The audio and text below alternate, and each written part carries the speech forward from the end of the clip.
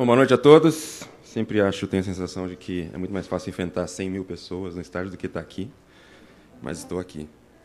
Bom, eu queria começar falando do esporte, né, que é o tema que está aqui. Vou passar rapidamente da minha vida, pelas minhas experiências pessoais, profissionais, e tentar pincelar alguns aprendizados que eu tive para estar dividindo com vocês. E para mim, falando do esporte, o esporte é algo que, vou falar o que eu sinto fisicamente, né? O esporte para mim é algo que liberta. Liberta para mim porque dá esperança na vida, esperança física, abre a sua alma e te mantém também como criança. Quando eu falo abre a alma, até na própria fundação, uma época eu digo que devia pôr música clássica enquanto as crianças estão brincando, praticando atividade física, não só esporte, atividade física, porque é a hora que você está aberto assim e que entra tudo e que ali tem também uma transformação.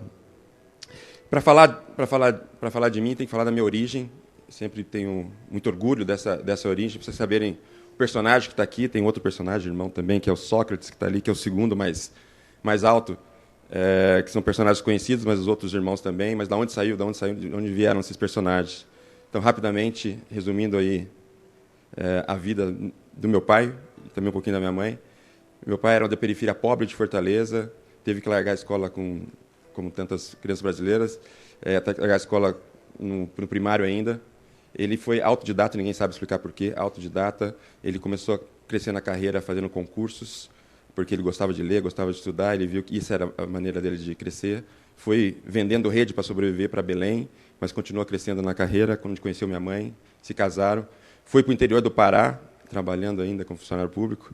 Aí teve os 4 primeiros filhos, os 3 primeiros Sócrates, Sóstenes e Sófocles. Imagina isso no interior do Pará, era um ET praticamente, né?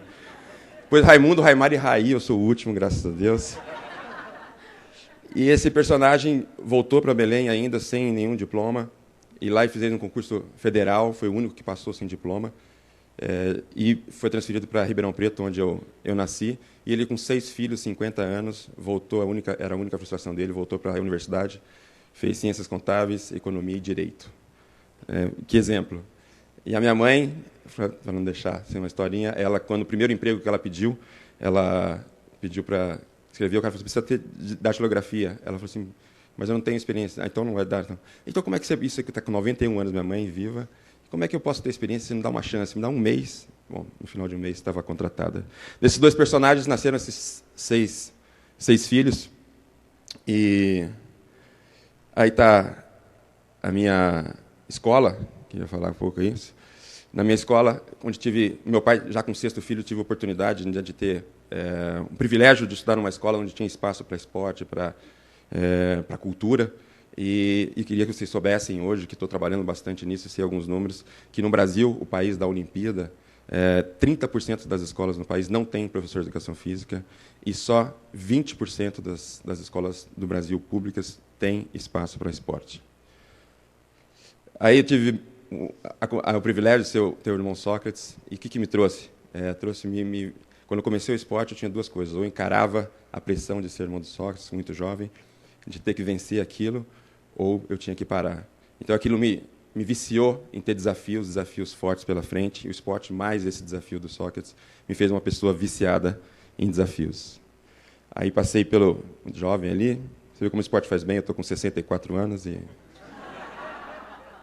Já sou avô, isso é verdade. Tenho 46. E aí eu fui para São Paulo. No São Paulo eu tive vários aprendizados, entre eles uma que chega numa grande instituição e você acha que aquilo tem aquele nome, a tradição, você fala assim, isso aquilo nada pode mudar, era o time que todo mundo queria jogar. E ali eu vi que, na verdade, as instituições são feitas de pessoas, sempre dá para mudar alguma coisa e sempre dá para se reinventar. E tinha um preparador físico, chamava Bebeto, que... ele me falou, ele também era da seleção brasileira, um dia com os jogadores ele falou assim, gente, vocês têm que se amar entre vocês. A primeira coisa que eu pensei, eu tinha acabado de chegar ali, chegando no monte, eu falei, esse cara é maluco, esse ambiente competitivo, não sei o quê, como é que ele quer falar disso? E na preleção, um pouquinho antes da nossa vitória no Mundial, de ser campeão mundial em Barcelona, eu falei para a minha equipe, 6 anos depois, eu falei para a minha equipe, Eles podem jogar igual a gente, a mesma técnica, o mesmo preparo físico, mas eles não se amam como a gente se ama. Ganhamos 2-1. E aquilo que eu não desacreditava, eu era um mensageiro. Fui para a França, tive também vários ensinamentos, dentro e fora de campo. Um deles é respeitar, né, a tolerância, a cultura, a história de um país, para você poder compreender as pessoas, senão você não vai ter essa compreensão, essa tolerância, e não vai se enriquecer. E se enriquecendo, depois você pode contribuir com essa cultura. E uma experiência também fora de campo, que foi aí que começou a tocar forte no meu lado social, algo que eu sempre sonhei, que é a minha filha, que eu ganhava milhões mais do que a minha empregada, também brasileira, que morava lá. A minha filha estudava na mesma escola e tinha o mesmo médico que a filha da empregada. Para mim, isso é justiça social, e é isso que eu busco para o Brasil. Hoje em dia, tenho essas 3 atividades: Gol de Letra, alguns já ouviram falar, uma outra instituição, Atletas para Cidadania, e uma empresa. E quando acabou a minha carreira, 35 anos, no dia seguinte, assim, curti várias semanas e tal, aí teve uma hora que eu acordei e falei assim, porque na carreira você de esportista, você acorda, você sabe o seu ano todo, né, como vai ser de treino, de jogos e tudo. E, de repente, você acorda e o que eu vou fazer agora? E aí você começa a tem uma chance, né? Você acaba uma vida, mas tem direito a ter uma outra vida. E fui correr atrás e vi que a única coisa, quer dizer, a coisa que é a mais valiosa, que eu achava pouco ainda na época, mas a mais valiosa é que eu sabia, eu tinha experiência como poucos, de intensamente ter feito isso durante quase 20 anos, de saber trabalhar com outras pessoas, de sentir as pessoas, de sentir o clima, o ambiente entre as pessoas, saber trabalhar quando existe conflito e, principalmente, saber trabalhar com pessoas, saber aprender com pessoas. E assim você pode construir qualquer projeto. E aí tem alguns exemplos desses. Nessas minhas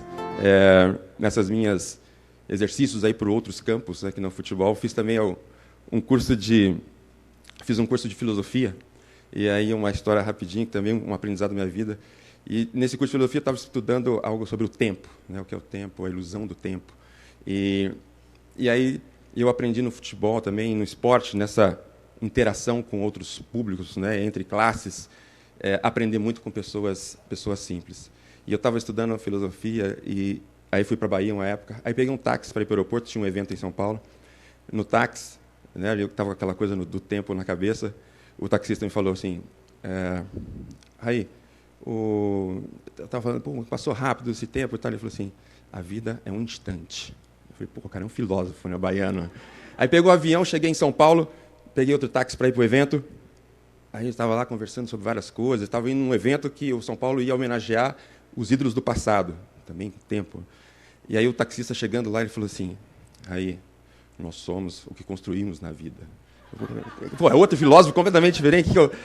E aí, mas esse aprendizado, né, de saber ouvir, eu acho que é um aprendizado do resto da vida que a gente está sempre aprendendo. Aí tem um exemplo de um projeto da minha empresa, então, que também deu certo, construindo sempre com times, aprendendo com outras pessoas e se apoiando, em sabendo reunir pessoas complementares, e tem dado certo. E a Fundação Gol de Letra, vocês viram um pouquinho ali, hoje estão 12 anos, já 5 mil crianças e jovens já passaram pela Fundação Gol de Letra, foi reconhecida pela Unesco, nós estamos num processo de disseminação da metodologia em várias cidades do país, em 6 cidades do país, e um programa nosso, né, de formação de monitores esportivos vai se transformar em política pública do Estado de São Paulo. Então, tudo isso construindo de alguém que não tinha nenhuma experiência em nada fora o esporte. E também, não só esporte, mas educação, mas um esporte tendo um papel bem importante também na instituição educativa. Outra experiência na área social é Atletas pela Cidadania, né?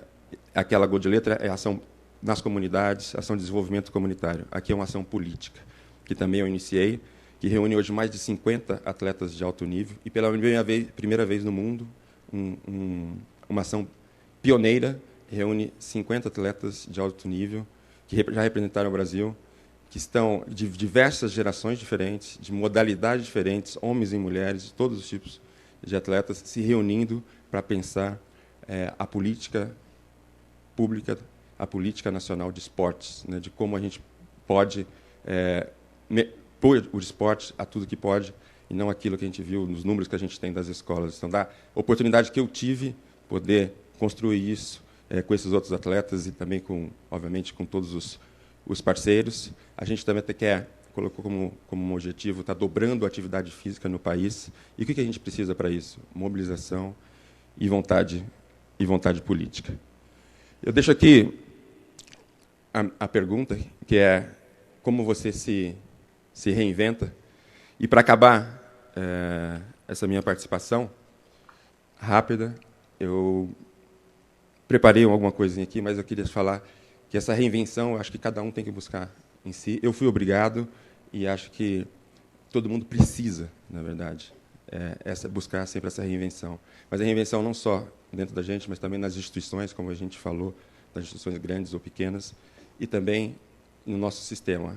E, na minha opinião pessoal, eu acho que vários sistemas que buscaram, e acho que é o objetivo deste evento, buscar um mundo melhor, um mundo mais justo, um mundo mais pacífico.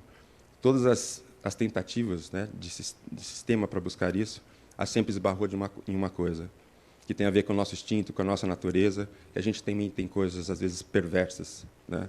A gente tem um lado pacífico, mas tem um lado violento, tem um lado ganancioso, mas tem um lado generoso. Isso, muitas vezes, está desequilibrado. E, infelizmente, né, sempre o lado violento, o lado ganancioso, sempre tem mais apetite para o poder, sempre tem mais busca pelo poder. Então, queria deixar aqui uma mensagem nessa busca de reinvenção, que a gente busque também reinventar o nosso modelo de poder, né? Que não seja só um instante, como aquele filósofo falou, só um instante que busque através de violência e de ganância, mas que a gente seja merecedor de um futuro melhor, construindo uma história que a gente mereça no futuro. Isso eu não sei, esse sistema, esse modelo, acho que eu não sei ainda como fazer. Mas eu sei que muitos de vocês sabem, fazerem times para buscar e para tentar. Obrigado.